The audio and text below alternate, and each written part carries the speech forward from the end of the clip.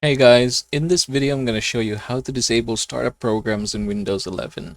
Now in order for us to do that for Windows 11, what you're going to do is just head over down below and then you're going to right click and then open your task manager. And here in your task manager, I want you to go ahead and look for the startup apps. This is the icon that we're looking for. And then from here, you should be able to see here the applications that are currently enabled. For example, this one, I'm going to right click and choose disable.